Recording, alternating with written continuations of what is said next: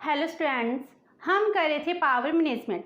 Power management में पहले हमने बैलेंस ऑफ पावर किया, आफ्टर दैट कलेक्टिव सिक्योरिटी किया और उसके बाद जो पावर मैनेजमेंट की थर्ड डिवाइस है जिसको हम वर्ल्ड गवर्नमेंट कहते हैं।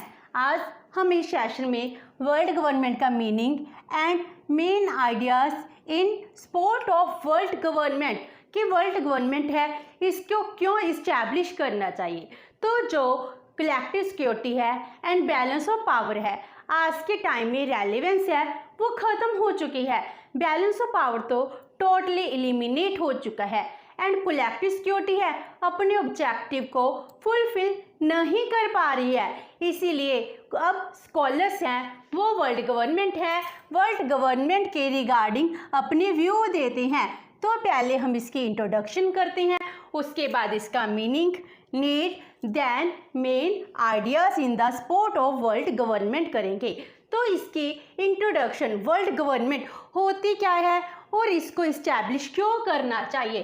तो सबसे पहले कहा जाता है कि पावर मैनेजमेंट की जो सबसे इम्पोर्टेंट डिवाइस है, मीनिंग इंटरनेशनल रिलेशन है, इसमें सभी कंट्रीज क्या करती हैं, अपने आप को सुप्रीम दिखाने के लिए, पावर के लिए स्ट्रगल करती हैं। इसीलिए उनकी जो पावर है, पावर को एक तरह से कंट्रोल करने के लिए, लिमिटेशन इम्पोज करने के लिए, इंटरनेशनल पीस एंड सिक्योरिटी को मेंटेन करने के लिए एक अथॉरिटी होनी चाहिए पावर को मैनेज करने के लिए। तो उसको पावर मैनेजमेंट कहा जाता है। तो पावर मैनेजमेंट में 3 डिवाइसेस आती हैं जिसमें सबसे पहले थी balance of power, then collective security, अब वर्ल्ड गवर्नमेंट। तो ये 3 पावर्स हैं, तो इसमें भी सबसे इम्पोर्टेंट डिवाइस वर्ल्ड गवर्नमेंट बन जाती है। तो वर्ल्ड गवर्नमेंट है क्या? It stands for eliminating permanently the chances of war among nation states. Meaning world government है, हमने इसको इस्टेब्लिश क्यों करना है? क्योंकि जो वर्ल्ड में वॉर के चांसेस है इसको टोटली ख़त्म करने के लिए हमको किसकी ज़रूरत है? वर्ल्ड गवर्नमेंट की ज़रूरत है।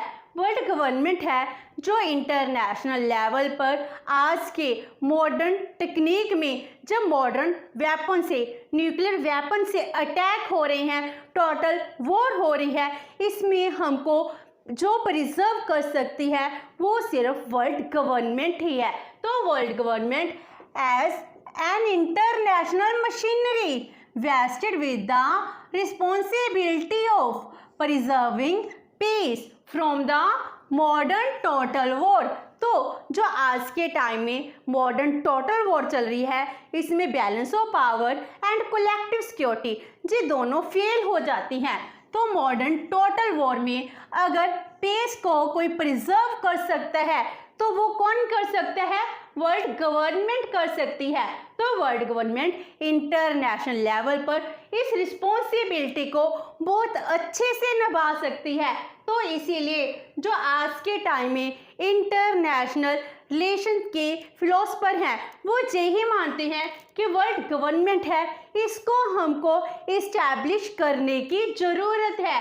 तो जो वर्ल्ड गवर्नमेंट है, वर्ल्ड गवर्नमेंट का मीनिंग क्या है? तो वर्ल्ड गवर्नमेंट जैसे नेशंस होती हैं, नेशन के पास अपनी सॉवरेंटी होती है, नेशन में डिफरेंट डिस्ट्रिक्ट होते हैं, प्रोविंसेस होते हैं, स्टेट होते हैं, उनके ऊपर रूल करती है।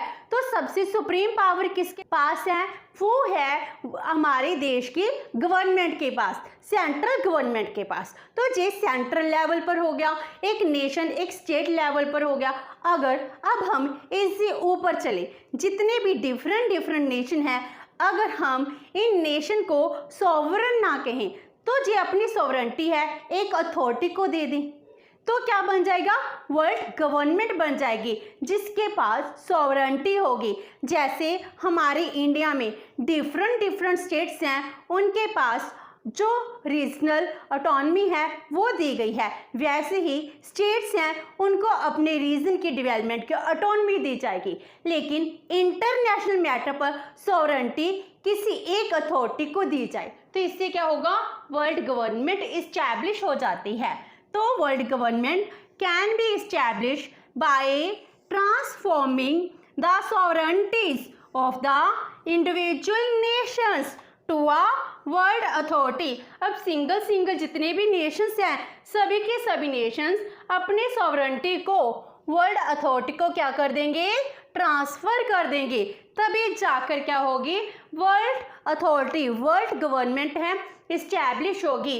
तो world government would be as sovereign over the individual nations, meaning जितने भी इंडिविजुअल स्टेट्स हैं, नेशंस हैं, उनके ऊपर ऐसे सॉवरन होगी जैसे कि the individual nations are sovereign within their respective territories. जैसे इंडिया है, इंडिया अपनी टेरिटरी में सॉवरेन है, वैसे ही वर्ल्ड गवर्नमेंट है जो एक सॉवरेन बॉडी बन जाएगी, सॉवरेन अथॉरिटी बन जाएगी। तो इस तरह जो इंटरनेशनल लेवल पर वर्ल्ड वॉर होगी उसके चांसेस हैं टोटली ख़त्म हो जाएंगे, क्योंकि जब एक अथॉरिटी है, एक अथॉरिटी में क्या होता है, जो वर्ल्ड लेवल की अथॉरिटी है वो क्या करेगी, पीस को प्रिजर्व करेगी। आपस में अब भी छोटे छोटे डिस्प्यूट होते हैं, सिविल वॉर होती है, लेकिन बहुत बड़ी वॉर नहीं होती है। इसी तरह जब वर्ल्ड गवर्नमेंट है जी इस्टेब्लिश हो जाएगी, इसकी इस्टेब्लिश होने से क्या होगा, चाहे जो छोटी छोटी वॉर है वो कंटिन्यू रहे, उनको हम लोकल वॉर कह सकते हैं, लेकिन जो आज की modern total nuclear destructive war है इससे हमको छुटकारा मिल सकता है। तो इस तरह ये हो गया मीनिंग ऑफ वर्ल्ड गवर्नमेंट। अब हम इसकी करते हैं नीड। हमें वर्ल्ड गवर्नमेंट की ज़रूरत क्यों है, क्योंकि इंटरनेशनल लेवल पर पीस एंड सिक्योरिटी को मेंटेन करना है। तो इसकी जो नीड है इसको हम मर्गनथाउ के वर्ड्स में करते हैं। The experience of 2 world wars within a quarter of a century, एक सेंचुरी की एक क्वार्टर में ही, पहली होती है 1914 से 19 तक, आफ्टर 20 ईयर्स फिर सेकेंड वर्ल्ड वॉर है 39 में, वो स्टार्ट हो जाती है। And the prospects of a third one, तब जो उम्मीद थी थर्ड वर्ल्ड वॉर है बहुत जल्दी स्टार्ट हो जाएगी। To be fought with nuclear weapons, अगर थर्ड वर्ल्ड वॉर होगी वो न्यूक्लियर वेपन से होगी, क्योंकि सेकंड वर्ल्ड वॉर है जब वो ख़त्म हुई थी न्यूक्लियर वेपन को यूज़ कर यूएसए ने यूज़ किए थे, उसके बाद ही जापान ने सरेंडर किया था। अगर थर्ड वर्ल्ड वॉर होती तो उसमें न्यूक्लियर वेपन है वो ही यूज़ होते थे। तो प्रोस्पेक्ट जो उम्मीद थी कि थर्ड वर्ल्ड वॉर होगी तो वो किसके साथ होगी, न्यूक्लियर वेपन को यूज़ किया जाएगा। It have imparted the idea of world state, इस आइडिया को, वर्ल्ड स्टेट का आइडिया इसी सर्कमस्टेंसेस ने दिया है, इसी ज़रूरत ने दिया है, क्योंकि आज की वॉर क्या हो चुकी है, टोटली डिस्ट्रक्टिव न्यूक्लियर वॉर हो चुकी है। तो आज के टाइम में सबसे ज़्यादा ज़रूरत किस चीज़ की है, वर्ल्ड लेवल पर वर्ल्ड गवर्नमेंट को इस्टेब्लिश करने की। आज के टाइम में हमारे पास कोई वर्ल्ड गवर्नमेंट है वो इस्टेब्लिश नहीं हुई है, लेकिन स्टिल जो हमारा फ्यूचर हो सकता है। तो जो वर्ल्ड गवर्नमेंट है, वर्ल्ड गवर्नमेंट का आइडिया है, इसके मेन सपोर्टर्स क्या कहते हैं, तो main ideas in the support of world government. तो सपोर्टर्स कहते हैं world government as the maker of world peace and order, world level पर पीस एंड ऑर्डर को अगर कोई मेंटेन कर सकता है तो वो सिर्फ वर्ल्ड गवर्नमेंट ही कर सकती है।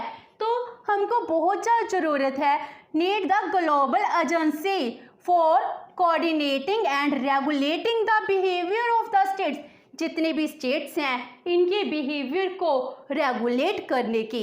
हर एक नेशन जो पावरफुल है वो क्या करता है, अपनी सुपीरियरिटी है, अपने आप को सुप्रीम दिखाना चाहता है, इसीलिए तो इंटरनेशनल लेवल पर इंटरनेशनल रिलेशंस में वॉर हो रही है। तो जो स्टेट्स हैं इनके इन बिहेवियर को रेगुलेट करने के लिए और आपस में कोऑर्डिनेशन करने के लिए एक सुप्रीम अथॉरिटी होनी चाहिए, जिसकी रिस्पॉन्सिबिलिटी क्या है, पीस एंड ऑर्डर को मेंटेन करना।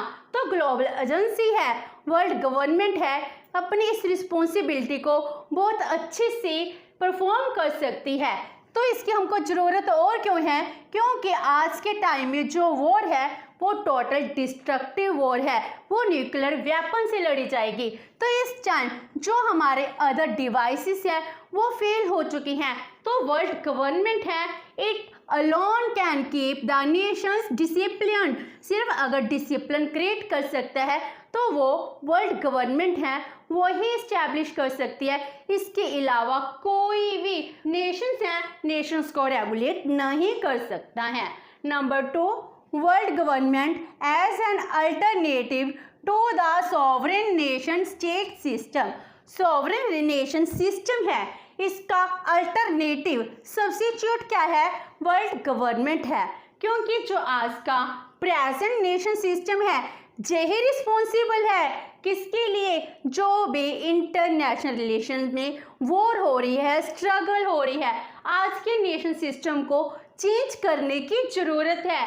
तो present nation system has been responsible for undesirable power struggle and war. जो आज के टाइम में नेशंस अपने आप में सबसे ज़्यादा सुप्रीम बनना चाहते हैं, तो वो अपने आप को पोलर बनाना चाहती हैं, इसलिए ज़रूरत किस चीज़ की बनती है, इनको कंट्रोल करने की। तो इसका अल्टरनेटिव क्या हो सकता है, वर्ल्ड गवर्नमेंट हो सकता है। तो हमको ज़रूरत है a substitute in the form of a common international government having effective control over nation states, जिसका नेशन स्टेट्स पर बहुत ही ज़्यादा अफेक्टिव कंट्रोल हो। हमको इस तरह के नेशन सिस्टम की ज़रूरत पड़ती है। Number 3, world government as an ideal system of power management at the international level. तो इंटरनेशनल लेवल पर पावर को मैनेज करने का आइडल सिस्टम कौन सा है, only and only world government ही बनता है। क्योंकि जो भी आज के टाइम में अनार्की फैली हुई है, अगर इसको कोई कंट्रोल कर सकता है वो कौन कर सकते हैं, वर्ल्ड गवर्नमेंट कर सकती है। डिफरेंट ग्रुप्स हैं, इन ग्रुप्स को एक कौन कर सकता है, वर्ल्ड गवर्नमेंट कर सकती है। इसीलिए ये क्या है, सबसे अच्छा और आइडल सिस्टम बन जाता है जो इंटरनेशनल लेवल पर पीस एंड सिक्योरिटी को मेंटेन करेगा, ह्यूमन काइंड के वेलफेयर की बात करता है। Next is world government as the next stage of collective security. Collective security की अगली चीज क्या बन जाती है, वर्ल्ड गवर्नमेंट बन जाती है। जी क्या कहते हैं, जैसे कलेक्टिव सिक्योरिटी है वो किससे इमर्ज हुई है, बैलेंस ऑफ पावर से। तो कलेक्टिव सिक्योरिटी की अगली स्टेज क्या हो सकती है, world government as collective security emerged as a logical extension of balance of power। जब बैलेंस ऑफ पावर फेल हो जाता है, फर्स्ट वर्ल्ड वॉर होती है, उसके बाद 1919 में कलेक्टिव सिक्योरिटी का आइडिया दिया जाता है। तो आज के टाइम में जब कलेक्टिव सिक्योरिटी अपने ऑब्जेक्टिव अचीव नहीं कर पा रही है, तो वर्ल्ड गवर्नमेंट है इसका आइडिया दिया जाने लगा है। जो कलेक्टिव सिक्योरिटी है इसके पास अडॉक पावर है, मीनिंग इसकी अपनी पावर तो है नहीं।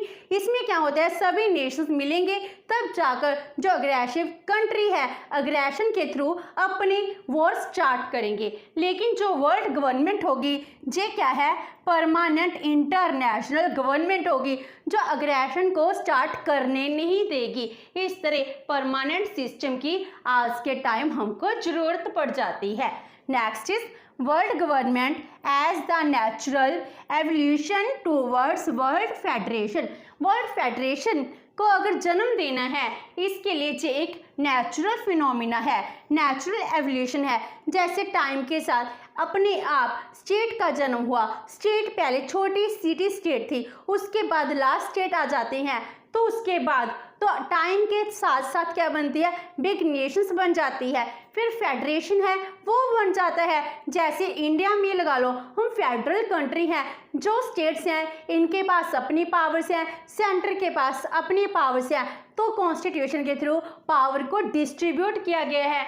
इसी तरह वर्ल्ड फेडरेशन है, ये भी क्या है, टाइम के साथ इवॉल्व हो रहा है। तो ये कहते हैं आज के टाइम में इंटरडिपेंडेंसी अमंग द नेशंस हैं जो बहुत ज़्यादा इंक्रीज कर चुकी है। हमारे इकोनॉमिक ट्रेड हैं वो इंक्रीज हो चुके हैं, एंड रीजनल कोऑपरेशंस हैं, रीजनल ऑर्गेनाइजेशंस हैं, वो कितनी ज़्यादा डेवलप हो गई हैं। तो integration, regional cooperations, institutionalism for development अगर जे टाइम के साथ अपने आप इवॉल्व हुई हैं तो जे वर्ल्ड फेडरेशन का इंडिकेशन दे रही हैं। अगर हम यूरोपियन यूनियन की बात करते हैं उसमें तो फ्री ट्रेड है, उसमें फ्री ट्रेड टूरिज्म भी है, उसमें तो अपनी एक करेंसी भी है। तो इस तरह उन्होंने क्या कर दिया है, प्रॉपर फेडरेशन को एक तरह से इस्टेब्लिश कर लिया है। अगर एक रीजन की डेवलपमेंट के लिए फेडरेशन बन सकती है तो पूरे वर्ल्ड को डेवलप करने के लिए एक फेडरेशन क्यों नहीं बन सकती। तो ये कहते हैं ये एक नेचुरल एवोल्यूशन है जिससे वर्ल्ड फेडरेशन है एक दिन जरूर बनेगी। And last one is world government as a philosophy of international living. जो इंटरनेशनल लिविंग है इसकी जे फिलोसफी है, क्योंकि अगर हम आज के टाइम में देखते हैं इंटरडिपेंडेंसी इंक्रीज हुई है, साइंटिफिक डिस्कवरीज इंक्रीज हुई हैं, कम्युनिकेशन सेक्टर डेवलप हुआ है, टूरिज्म सेक्टर डेवलप हुआ है जिसमें हम अदर कंट्रीज़ को एक्सप्लोर कर रहे हैं। तो ये सब कुछ इंडिकेट क्या करता है, वर्ल्ड गवर्नमेंट को इंडिकेट कर रहा है।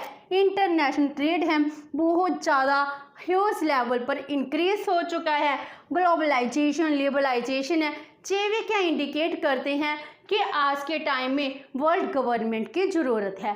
तो जो सपोर्टर्स हैं इन आइडियाज़ के बिहाव पर ये कहते हैं आने वाले टाइम में जे हमारा फ्यूचर हो सकता है, इसके लिए हम सबको एफर्ट्स करने होंगे ताकि वर्ल्ड गवर्नमेंट है उसके इस्टेब्लिश किया जाए। अगर वर्ल्ड गवर्नमेंट इस्टेब्लिश हो जाएगी उसके साथ ही क्या होगा, इंटरनेशनल पीस एंड सिक्योरिटी को भी मेंटेन किया जाएगा। तो आज हमने इस सेशन में वर्ल्ड गवर्नमेंट है इसका मीनिंग किया, main ideas to support the world government है वो किया। नेक्स्ट सेशन में हम करेंगे methods of organising the world government. Hope so कि आपको ये सेशन अच्छा लगा होगा। अगर आपकी कोई क्वेरी है तो post it comment box and videos link, तो please like and share with your friends. Thank you so much and have a nice day.